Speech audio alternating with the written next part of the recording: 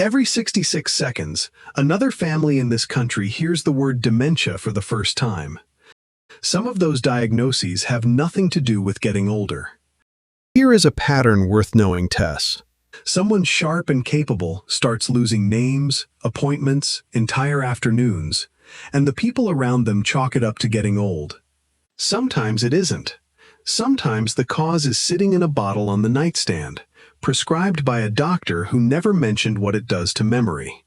At the center of today's list is one brain chemical called acetylcholine, the messenger that helps you learn a name and actually keep it. 5 ordinary medications interfere with it. Today I'm counting them down, starting with the ones already sitting in your bathroom cabinet, ending with something that isn't even a single drug. All research is linked in the description. Let's start at number 5. Benzodiazepines. Drugs like alprazolam, sold as Xanax, and diazepam, sold as Valium. They calm a racing mind fast, which is exactly why they get prescribed often for anxiety and sleepless nights. Here's the part rarely explained. These drugs boost a brain chemical called GABA, which quiets an overactive nervous system. Think of GABA as a dimmer switch. Benzodiazepines don't just dim the panic. With daily use, they dim everything: attention, learning, the speed at which new memories get filed away. A study published in the BMJ followed thousands of older adults and found that regular, long-term use was tied to roughly 50% higher odds of developing Alzheimer's disease, with the strongest link among people using longer-acting versions for months at a time. Eleanor was 74, a retired librarian who started taking Ativan after her husband passed away.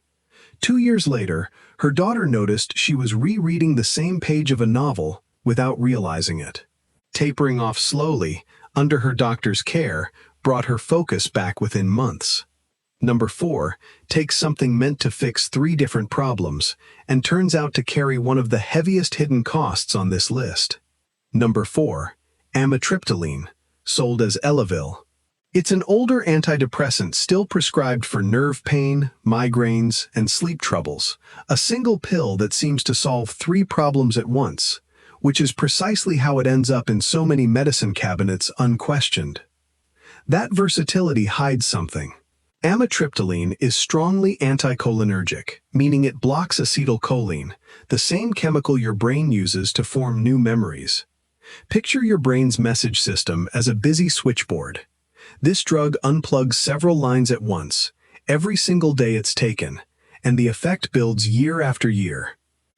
A large study in JAMA Internal Medicine, tracking tens of thousands of older adults, found that people on the highest cumulative doses of anticholinergic antidepressants, like amitriptyline, had 29% higher odds of a later dementia diagnosis.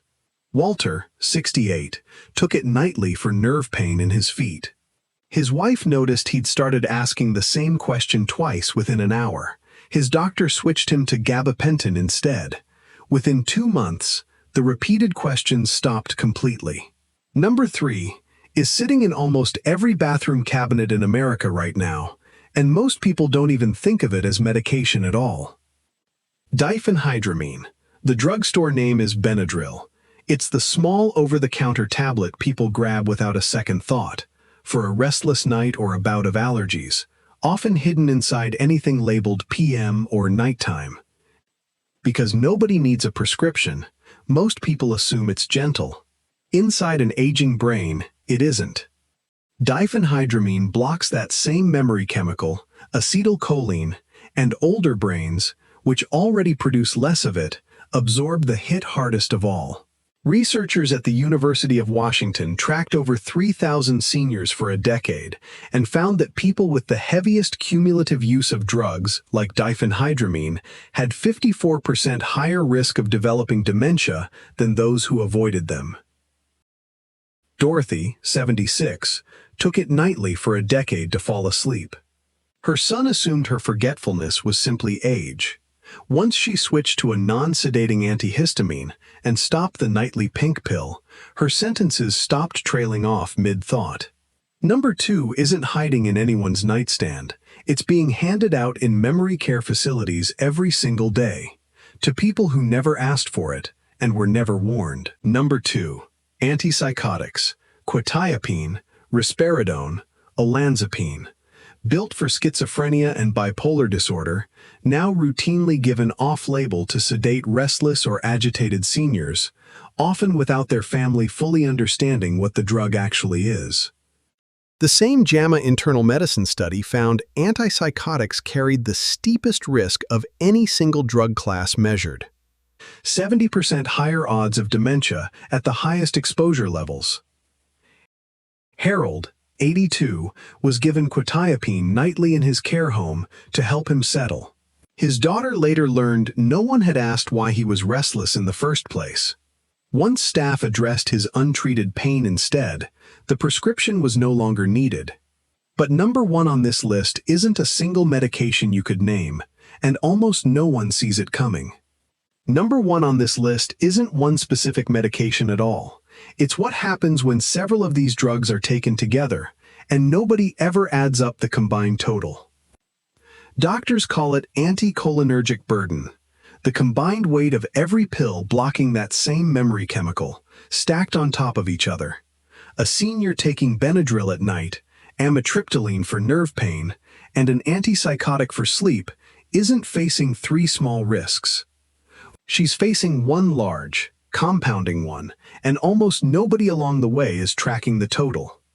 The same nationwide study that flagged amitriptyline and antipsychotics individually also looked at total anticholinergic exposure across more than 58,000 people diagnosed with dementia.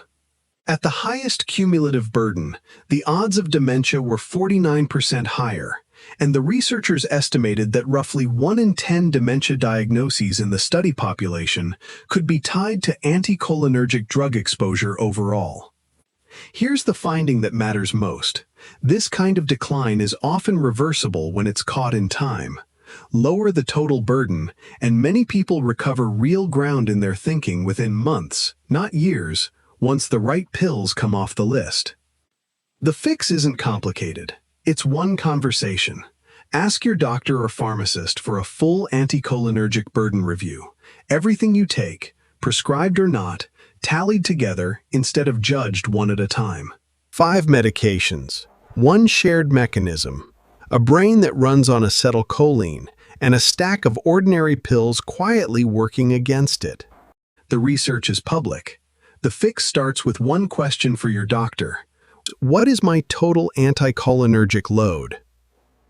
Ask it this week, before the next one gets added.